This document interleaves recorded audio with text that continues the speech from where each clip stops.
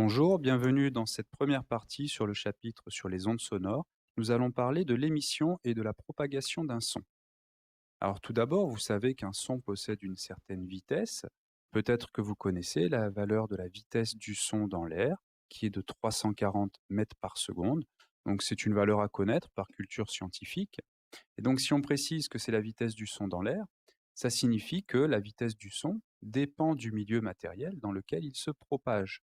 Donc voici quelques exemples de vitesse de propagation du son dans d'autres milieux que l'air, dans l'eau, dans le bois ou dans l'acier.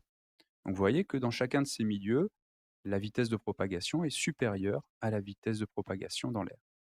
Alors cette dernière valeur, 5500 mètres par seconde dans l'acier, eh bien ça vous explique pourquoi dans certains westerns ou dans certaines bandes dessinées, vous allez voir les cow-boys ou les Indiens poser leur oreille sur les rails, ce qui va leur permettre, alors premièrement, le son va se propager plus vite dans le rail et également avec moins de pertes.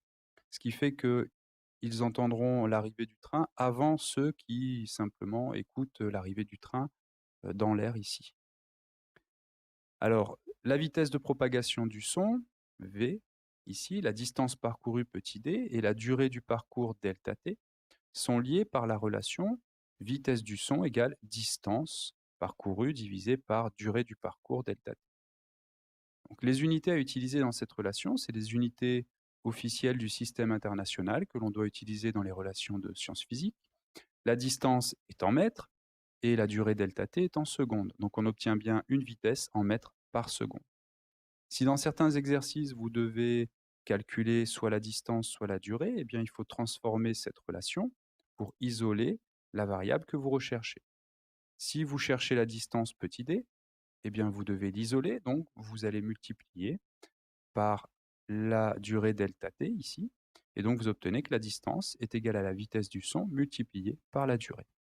Si vous cherchez la durée, eh bien à partir de cette relation, on va éliminer la variable vitesse du son de ce côté-là, donc on va diviser par la vitesse du son, et on obtient que delta t est égal à la distance divisée par la vitesse de propagation du son. Alors, un mot sur l'émission et la réception du signal sonore.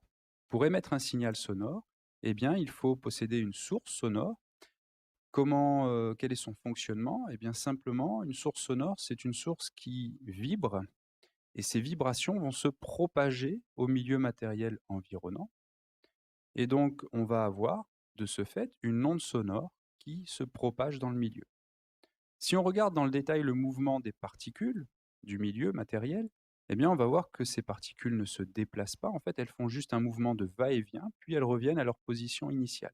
C'est ce mouvement de va-et-vient qui est transmis de proche en proche, particule après particule, et qui crée cette onde sonore, la propagation de l'onde sonore. Donc une onde sonore, eh bien, c'est une vibration du milieu matériel qui se propage. En physique, on appelle ça une onde mécanique. Mécanique parce qu'elle a besoin d'un milieu matériel pour se propager. Donc dans l'espace, dans le vide spatial, où il n'y a pas de matière, ou en tout cas très très peu, eh bien l'onde mécanique, l'onde ne pourra pas se propager, donc il n'y aura pas d'onde sonore dans l'espace. Alors, une onde transporte de l'énergie puisqu'elle est capable de faire vibrer le milieu matériel, mais on a vu qu'elle ne transportait pas de matière. Maintenant, si on veut résumer l'émission et la réception d'un son, eh bien, on peut faire une chaîne de transmission. On va schématiser la chaîne de transmission avec un émetteur, un milieu de propagation, par exemple l'air, et un récepteur.